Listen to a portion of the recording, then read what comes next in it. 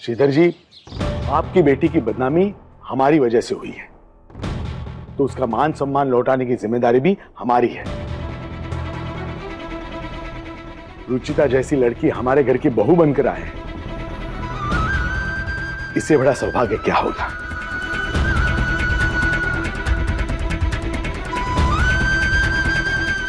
श्रीधर जी,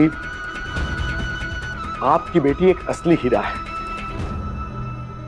और मुझे मेरे परिवार के लिए ऐसी ही बहू चाहिए।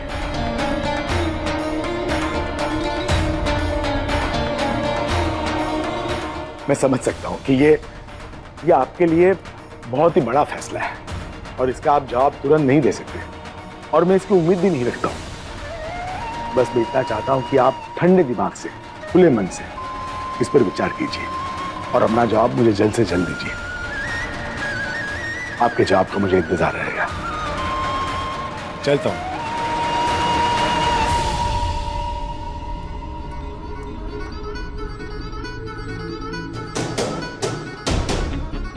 मुझे तो कुछ समझ में नहीं आ रहा है।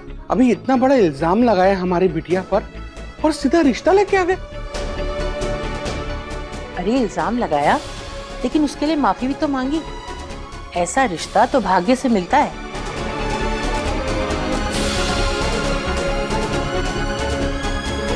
लेकिन हमारे और उनके परिवार का कोई मेल नहीं है।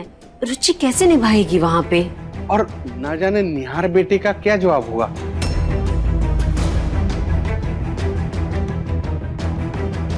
लो, कर लो बात। इतने बड़े घर के लोग हैं, क्या अपने लाडले बेटे की मर्जी भी नहीं पूछेंगे? उसकी हाँ के बिना ही रिश्ता ले आए होंगे। I love you.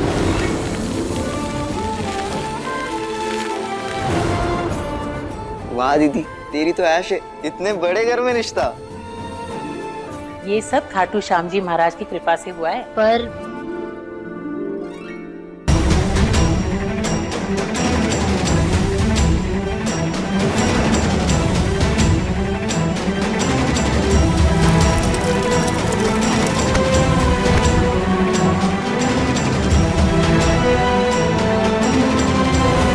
अरे बस करो तुम लोग भाई। सवाल ये नहीं है कि हम लोग क्या चाहते हैं, सवाल ये है कि रुचिता क्या चाहती है। हाँ रुचि, जो तू बोलेगी वही होगा बेटा। पापा, सब कुछ ऐसे जल्दी जल्दी हो रहा है कि कुछ समझ नहीं आ रहा मुझे। कल उनका यूं मेरे ऊपर इल्जाम लगाना और आज ये सब। हालांकि मैं जानती हूँ कल जो कुछ भी हुआ उसमें नरेश सर पूरी तरह गलत नहीं थे और निहार सर ने जब उनको सच बताया होगा तो वो गुस्सा भी किए होंगे, लेकिन इन सब के बीच ऐसे शादी की बात कुछ समझ नहीं आ रहा। पापा बेटा, मैं समझता हूँ कि ये सब एकदम अचानक हो रहा है, लेकिन सवाल ये है कि क्या तुझे निहार पसंद है?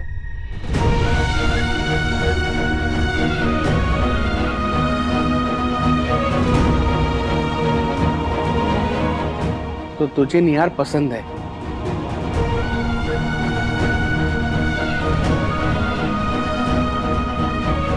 पापा ऐसा नहीं है। तो तुझे नहीं पसंद तो रिश्ता मना कर दे।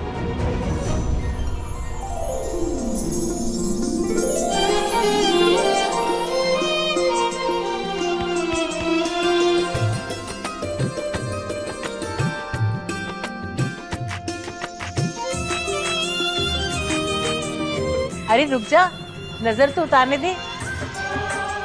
जा बेटा, नरेश जी को हमारी तरफ से हाँ बोल दे।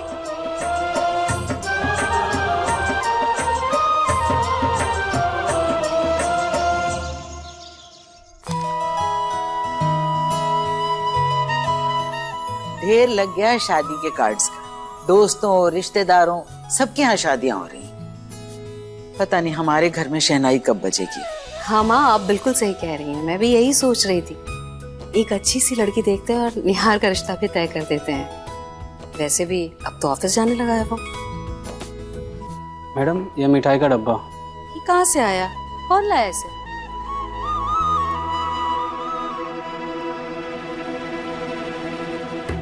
मैं लाया हूं इसे।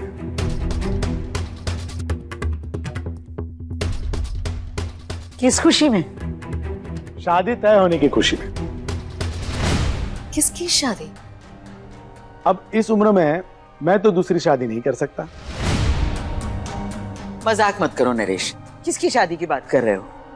आपके छोटे पोते निहार की शादी।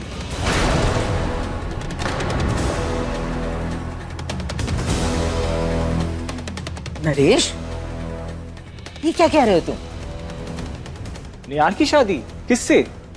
मैंने निहार का रिश्ता श्रीधर जी की बेटी रुचिता के साथ तय कर दिया है।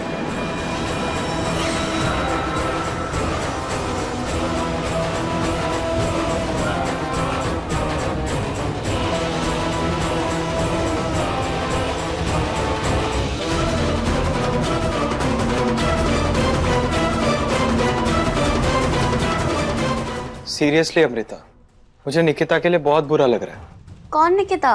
मेरी पीए। उसका नाम रुचिता है। हाँ वही, उसी के लिए बहुत बुरा लग रहा है। बेचारी की मेरी वजह से कितनी बदनामी हो गई।